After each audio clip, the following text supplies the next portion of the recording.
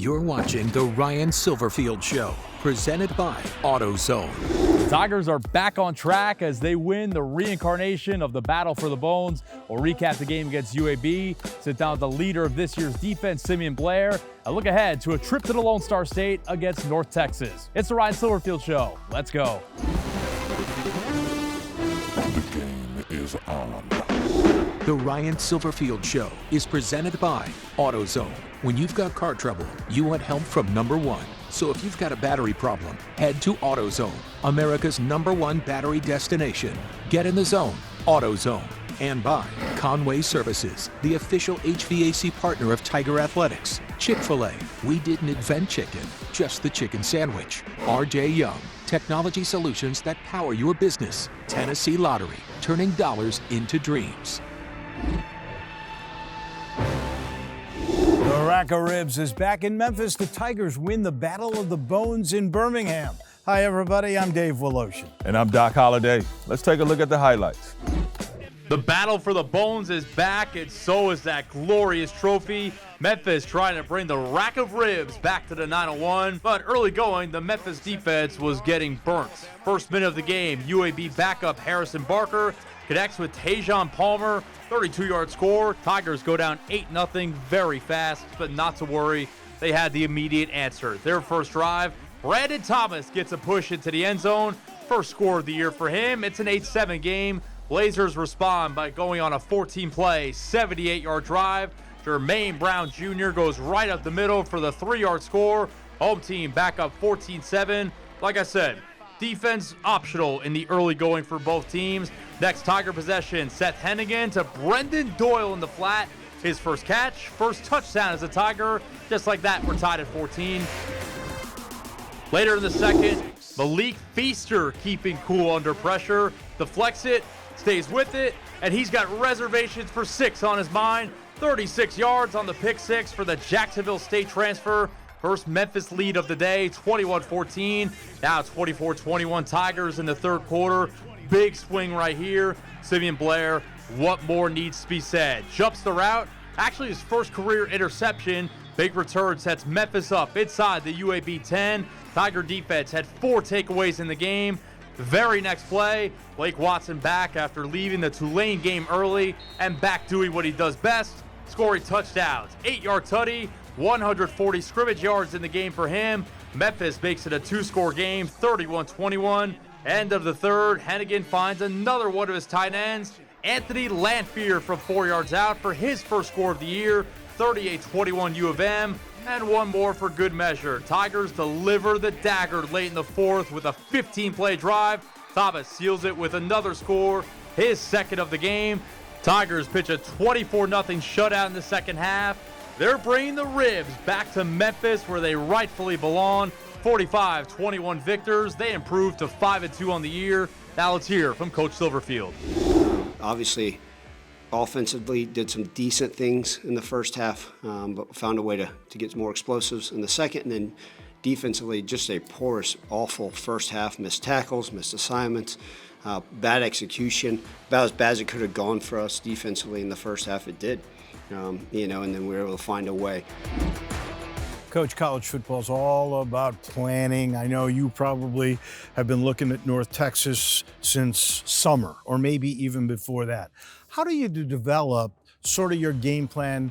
Like how many plays will you script to begin with, that sort of thing? Yeah, absolutely. I think game planning, there's no true art or science to it. Every coach has a different plan. Offensive staffs, look at things a different way. Defensive staff, special teams. So what ends up happening is obviously most of our games, are played on Saturday. So you come in Sunday morning, put that previous game to bed, right? Put it behind you, learn from it, and then really start midday on Sunday. You start watching the next opponent, and you can watch as many plays as you want. Sometimes you go back and study a coordinator. Okay, hey, where were they the years before? What did they do last year?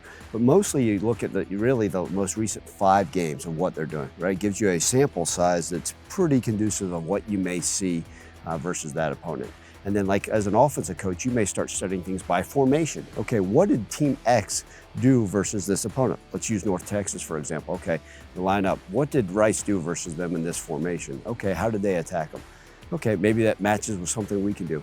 Now you may see something, ooh, let's change this play, let's be creative and create a new play that they've never seen. Then defensively, you're studying what the offense is doing. What are they doing out of different formations? What are they doing with different personnel? Are they trying to attack a certain thing? Are there different formations where they're using an unbalanced deal? Are they putting this X wide receiver to the boundary to try to make a mismatch? And then special teams, you got to look at all the phases. But not only are you studying the X's and O's, but then you're looking at the personnel you're going to face. Talking about the personnel, sometimes offensively and defensively, the other teams, you may see that they do something, but you may not necessarily have the beef or the personnel to counter that. So what do you do in situations like that? Yeah, I think that, every game you're going to sit there and it doesn't matter who you're playing. There's some teams you're going to look at and like, ooh, this is a favorable matchup based off of personnel. But guess what? Every team you play, it doesn't matter who it is, they're going to have at least one or two guys who say, wait, that guy can make the difference for them, right? It may be a 3 technique. It may be lining up over one of your players saying, that's a mismatch for us. How do we take advantage of that and improve that? Is it sliding the protection? Or is it a personnel like, hey, we got to take advantage of that corner. He doesn't run real well. He's not as tall. And so you look at all those things. But if it's ever a mismatch for the Tigers, we got to find ways schematically to put our guys in better situations. Is it maybe we got emotion on this play, or hey, maybe we double team on this, or maybe we cloud the coverage to this one player? Because everybody in college football has one or two guys you sit there and say, wow, that could be a mismatch no matter who they're playing. When you get ready for a particular game, you have your walkthroughs, you have some set plays to begin. How many are pre-scripted? How often do you stay with that script? Yeah, I think that's a great question. You always hear about a coach's first 9 or first 15. You hear Andy Reid's first 24. And sometimes you want to get out there and show a lot of different formations so you get a feel for what are they trying to do. We've lined up versus teams and all of a sudden they've jumped into a defense we've never seen on film. You could study years and years of film like, where the heck did they come up with that? And so, as you're going through it, we normally script our first 15. Now, it's also based off of where you're on the field. We played Boise State. You always assume maybe the ball will start anywhere from the 15 to 35-yard line. Well, that ball started on our own 6-inch line. We hadn't practiced a ton of plays backed up. Now, we always do, and as part of our script, and we were able to jump to our backed up section of our manual, our play sheet for that day and say, okay, here are the plays we practiced. Here's the defense we're expected to see. But as you're going through it, that's part of it. And we talked about starting fast this year, and that's one of those challenges for us as a staff is putting our offense in a situation where we can go out and execute no matter what we see. Got to stay fit. Let's get an inside look with the team's nutritionist. So we have our hydration preload. We use a brand called Precision Hydration. Essentially, this is some extra electrolytes, some extra carbs, mixed with a little bit of Gatorade. My assistant Natalie likes to change up the flavors, keep it fun.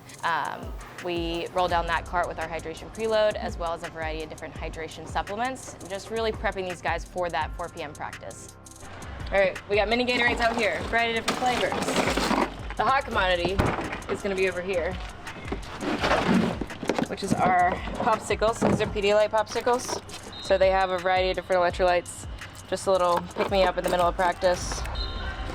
We've got some cold snacks. These are just some easy, quick digestible carbs that are cold. We've got a variety of different snacks that we provide the guys, but really the main thing is gonna be our cold snacks just because it's really, really hot out here, I'm sure you can see. When we get to Saturdays, all this work that we've worked on 365 days a year, all the off season, all the early morning lifts, all the late nights, this is what we're here for. And just to be able to see them, execute. And to knowing that you play a little bit of a part of that is why, what makes my world go around for sure. Very few transfer portal additions have made an impact like Simeon Blair has. We'll sit down with the man from Arkansas coming up next.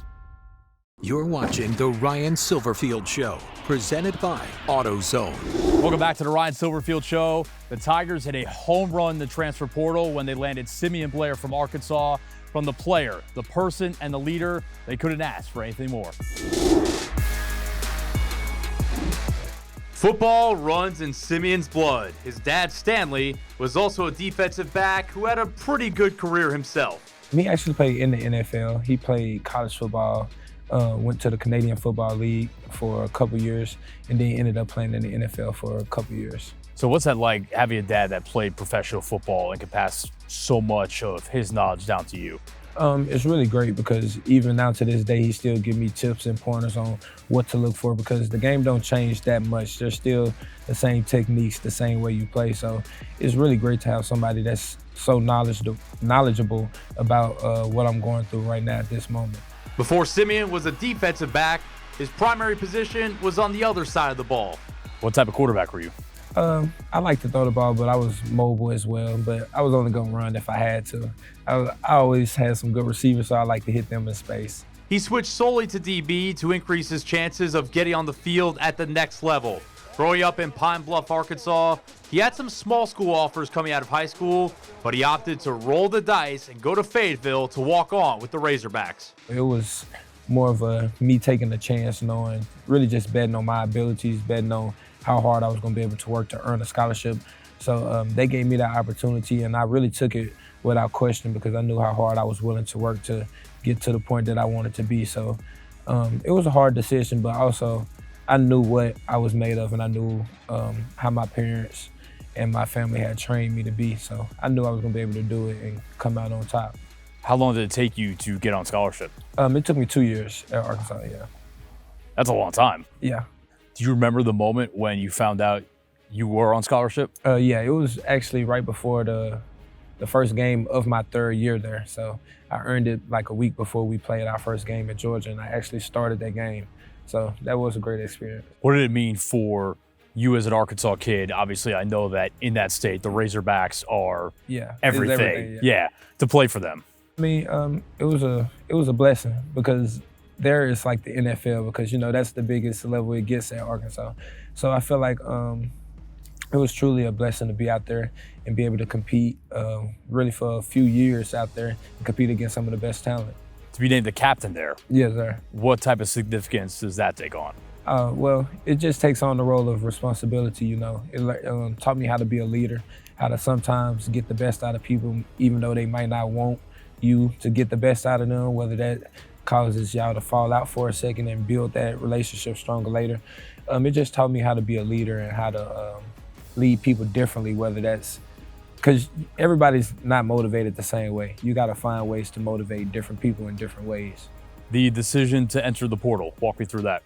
I just felt like it was time for a change of scenery, but also a place where I could get the best out of my abilities and be in a better scheme that fits what I do good. So I felt like I made that decision because I knew that there was a place out there better for me to where I could showcase my skills more. And coincidentally, Blair's last game as a Razorback was at the place he calls home now when Arkansas played in the Liberty Bowl last year. It did give me an opportunity to see the field, because we actually practiced in this indoor facility.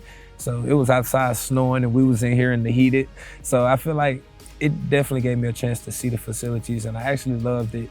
The time we was out here for about 4 days, I loved the way the city was. So yeah, it definitely helped.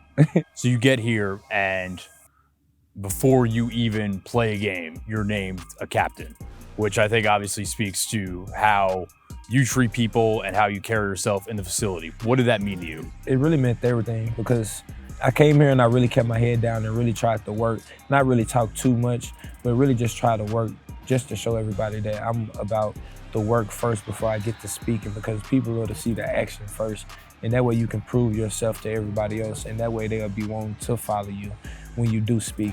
So it really meant everything to me that my teammates care so much about me and really respect me so much to appoint me as their captain after only being here for such a short amount of time. Give me 3 words to describe your game. Physical, intelligent, and I'm gonna say warrior. Because I always try to go out there and be a warrior for my teammates, make sure that I'm someone they can follow. Like if there's somebody out there that's running hard, I'm willing to go out there and hit them hard so all my teammates can see, well, I want to do the same thing he's doing. So I feel like that describes me. When I talk to you and everyone says the same thing, you get the sense, obviously, you're a really polite, nice guy, but obviously you're a different animal when you step on that field and you're driven by something. What is it? Just really my parents. They sacrificed a lot of stuff for me to get to this moment, and they show up to every single game, and I feel like I always want to make them proud, as well as God, because he gave me the opportunity and gave me the abilities to be able to play this game. But my parents especially, because they gave up so much for me to get to this point. So I feel like every time I go out there and play, I got to play for them a little bit. Just if it's the tiniest bit, I got to play for them as much as I can. You can't ask for more prestige than the honor of being a captain. That's exactly what Simeon Blair was a year ago at Arkansas, and yet he came here. Yeah, you know, I think you talk about Simeon Blair, multi-year starter at Arkansas and captain in the SEC. Decided, hey, let me go find a better fit for myself. Came here, and then to get voted team captain here at Memphis by his peers in such a short time frame speaks volumes about the type of young man he truly is. What do you think it is about it that they saw in him other than leadership? Because I know players, somebody come in and you immediately respect them. What do you think the players saw in him? Yeah, you know, I think the accolades itself, right? A multi-year starter at Arkansas, a captain there. So he walks in, you got a little credit already. Then, you know, you get to see what he's able to do on the field. He's a vocal leader as well. You know, sometimes these leaders just lead by example, community service, cleaning up the locker room. He's a vocal leader. And guess what? He puts in the work. So, you know, he puts his money where his mouth is. He goes out there every single day and continues to work, continues to execute at a high level. And then so when he barks, we all listen and say, man, that guy's exactly right. He's done it at a high level for a long time. And what a wonderful addition he's been to our Tiger family. He's got to be incredibly smart because he had to learn a new system. He came in and he's starting right away. Yeah, I mean, you talk about a guy with very high character and very high intelligence. I mean, when I talk to these NFL scouts, I said he checks every box. I mean, let's continue to find more boxes he can check. You know, I compare him to Quindell Johnson, a guy that, you know, obviously was near and dear to my heart that's on the active roster for the Chicago Bears. You know, Simeon Blair is one of those guys that can come in and play either safety positions, has the intelligence. I think he has the foot speed to play nickel. And he's proven out here that he can do a lot of things. We've had him blitz the quarterback. We've had him play single high in coverage. He's played some Tampa too. He's done a lot of things. And man, what a great ad. A homecoming for Seth Hennigan and the first ever AAC matchup against North Texas is on deck. We'll preview that game. Coming up next. You're watching The Ryan SIlverfield Show, presented by AutoZone. Let's take a look at the AutoZone road ahead. Tigers are going to go to Denton, Texas. I can't remember the last time they were there, playing in a stadium named after a coach you worked with, Darryl Dickey. Yeah, Darryl Dickey, obviously, you know, beloved coach of the Memphis Tigers. I think he coached here 3 different times, but excited to get to Denton. You know, really excited to add North Texas to this conference. Obviously, they've got a lot of talent. They're putting up a lot of points offensively. It's going to be a heck of a matchup. As far as North Texas, what do you like about their squad, or what kind of, you know, concerns you about what they can do? Yeah, well, they put up a ton of points already. And anytime you're facing a new head coach with new schemes, right, you got to be aware of everything, right? Sometimes when a coach has been there for a while or a coordinator's been there for a while, you got a little book on them. You got an understanding of what they're going to do. Anytime you're going to a new environment, we've never been down there. At least me or anybody else on our roster hasn't, and the ability to play there. And also, guess what? And that's a great recruiting area for us. So we're going down there to a place that we recruit heavily. It's going to be a challenge. It's a conference game. We're really excited about it. That was tonight's AutoZone Road Ahead. AutoZone, America's #1 battery destination and official sponsor of Tiger Athletics. Get in the zone, AutoZone. The last time the Tigers played in Denton, Texas was way back in 1978. Can't wait to get to North Texas. We'll put a bow on this one in just a minute. You're watching The Ryan SIlverfield Show, presented by AutoZone. Thanks for staying up late tonight with all of us. Next week, we'll take a look at homecoming. See you next Sunday night. The Ryan SIlverfield Show is presented by AutoZone. When you've got car trouble, you want help from #1. So if you've got a battery problem, head to AutoZone, America's #1 battery destination. Get in the zone, AutoZone. And by Conway Services, the official HVAC partner of Tiger Athletics. Chick-fil-A, we didn't invent chicken, just the chicken sandwich. RJ Young, technology solutions that power your business. Tennessee Lottery, turning dollars into dreams. This copyrighted telecast is an exclusive presentation of Learfield under the broadcasting rights granted by the University of Memphis. Reuse of this presentation is prohibited without the expressed written consent of the University of Memphis and Learfield.